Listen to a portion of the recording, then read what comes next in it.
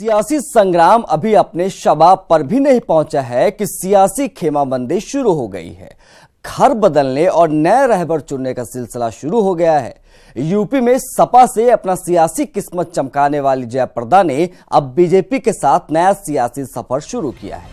उधर अमेठी में भी राहुल को सियासी झटका मिला है। क्या है पूरी खबर आपको दिखाएंगे, साथ ही बताएंगे कि महागठबंधन ने कैसी की है सियासी जुगलबंदी के साथ में मंच पर उतरेंगे त्रिमूर्ति, और साथ में गाजीपुर का सियासी मिजाज भी आपको बताएंगे। तो शुरू करते हैं महाभारत का ये सफर। लोकसभा चुनाव से पहले नेताओं और अभिनेताओं का दल बदल या फिर राजनीति में एंट्री का दौर जारी है। लंबे समय तक समाजवादी पार्टी से जुड़ी रही मशहूर फिल्म अभिनेत्री जयाप्रदा अब बीजेपी में शामिल हो गई है। कयास लगाए जा रहे हैं कि जयाप्रदा को आजम खान के खिलाफ रामपुर से पार्टी का टिकट मिल सकता है। जयाप्रदा रामपुर लोकसभा सीट से 2004 और 2009 के लोकसभा चुनाव में जीत हासिल कर चुकी हैं। जयाप्रदा अपने 2.5 दशक के राजनीतिक करियर में कई पार्टी बदल चुकी हैं। जया के पार्टी ज्वाइन करने से इसे मुस्लिम बहुल संसदीय क्षेत्र से बीजेपी को उम्मीदवार मिल गया है, जो यहां पर सपा बसपा गठबंधन के अलावा कांग्रेस को भी कड़ी चुनौती दे सकती है। पार्टी ज्वाइन करने के बाद उन्होंने कहा कि उनका जीवन का यह अहम पल है और वह जी जान लगाएंगी, पार्टी के लिए काम करेंगी। बीजेपी में शामिल होने के बाद जयाप्रदा ने हमसे एक्सक्लूसिव बातचीत की, और क्या कुछ कहा जयाप्रदा ने, आइए आपको दिखाते हैं। सांसद जयाप्रदा हमारे साथ हैं, जिन्होंने अभी थोड़ी देर पहले बीजेपी ज्वाइन की है। क्या हम संभावित बीजेपी उम्मीदवार रामपुर से हम बात कर रहे हैं? ये आप सवाल इस तरह ना करते हुए मुझे जो पार्टी अधिनेता और आदरणीय प्रधानमंत्री जी के उनके नेतृत्व में मुझे काम करने का एक सौभाग्य मिला है। सबसे पहले मैं उनको, आदरणीय प्रधानमंत्री जी को और बीजेपी को मैं धन्यवाद कहना चाहती हूँ, अमित शाह जी को धन्यवाद कहना चाहती हूँ। उन्होंने मुझे इतना बड़ा मौका दिया है इस भारतीय जनता पार्टी में मुझे काम करने का। दूसरी बात यह है कि मैं 5 साल से सक्रिय राजनीति में नहीं थी, तो मैं देख रही थी कि कौन सी पार्टी किस तरह लोगों के बीच में है। ये बताइए कि जयाप्रदा पहले टीडीपी में थी, फिर सपा में है, अब भाजपा में आई, तो कहीं विपक्षी दल जब आप चुनाव के मैदान में समर में उतरेंगी, दल बदलू का तो आरोप नहीं लगाएंगे? देखिए, स्थिति परिस्थितियों के हिसाब से हमें राजनीति में आना हो या रहना हो तो उसके हिसाब से होता है। तो इस दल बदलू का मैं कोई मान्यता नहीं रखती हूँ। अपने राजनीति किस पार्टी से जुड़ी हुई है, उस पार्टी के लिए कितना समर्पित है, इससे वो वैल्यू बनता है। आपकी अंतिम पार्टी सपा थी, क्या वजह थी जो वहां से उधर से दूरियां उत्पन्न हो गई? देखिए, आप सब जानते हैं कि किस परिस्थितियों में हमें पार्टी से निकाला गया।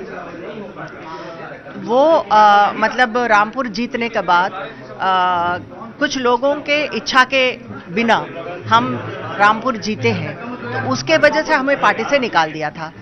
तो मैं चाहती हूं कि वजह वही होगी, क्योंकि मैंने ऐसे कोई अनुशासन या पार्टी के खिलाफ मैंने कोई काम नहीं किया। एक अंतिम सवाल, राहुल और प्रियंका की एंट्री को कैसे इस प्रदेश में आप देखती हैं, कैसे इस चुनावी समर में आप देखती हैं?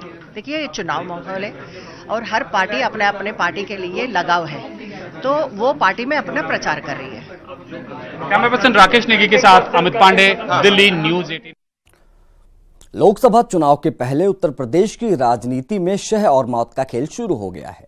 राजीव गांधी और सोनिया गांधी के प्रस्तावक रहे हाजी सुल्तान के बेटे हारून रशीद ने कांग्रेस की कैसी नींद उड़ा दी है, आपको इस रिपोर्ट में दिखाते हैं। कांग्रेस अध्यक्ष के सामने निर्दलीय खड़े हुए कांग्रेस नेता राजीव सोनिया के प्रस्तावक के बेटे ने कांग्रेस की उड़ाई नींद। राजीव सोनिया के करीबी थे हारून रशीद के पिता हाजी सुल्तान। कांग्रेस के गढ़ अमेठी में लोकसभा चुनाव के आते ही शह और मात का खेल शुरू हो गया है। कांग्रेस को उन्हीं के गढ़ में झटका देते हुए वरिष्ठ कांग्रेसी नेता हाजी हारून रशीद ने पार्टी से किनारा करते हुए खुद राहुल गांधी के सामने निर्दलीय चुनाव लड़ने का ऐलान कर सबको चौंका दिया है।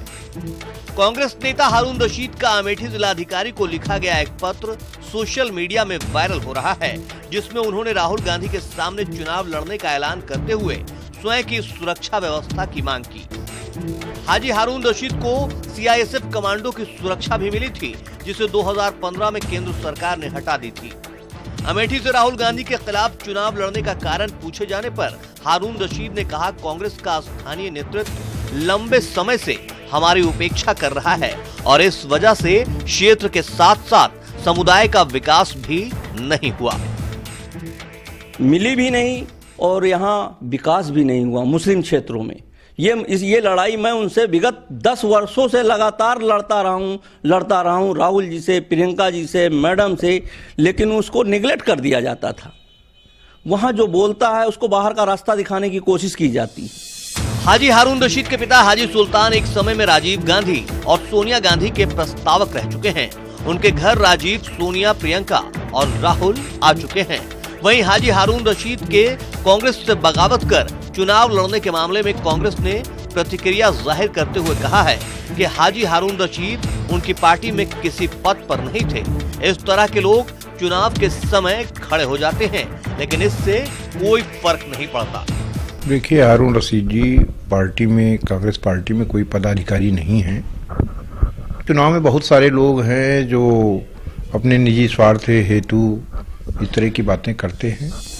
कांग्रेस में वर्षों तक सेवा करने के बाद भी तवज्जो न मिलने से नाराज हाजी हारून रशीद के निर्दलीय चुनाव लड़ने के ऐलान के बाद से कांग्रेस में हलचल है। इनका कहना है कि मुस्लिमों की उपेक्षा लगातार कांग्रेस पार्टी द्वारा की जा रही है और मुस्लिम वर्ग का विकास नहीं हो रहा है, इसलिए उनको मजबूरन सामने आना पड़ा और इस क्षेत्र से चुनाव लड़कर यहां के अल्पसंख्यक समुदाय को आगे बढ़ाने का काम करेंगे। पप्पू पांडे, न्यूज़ 18, अमेठी।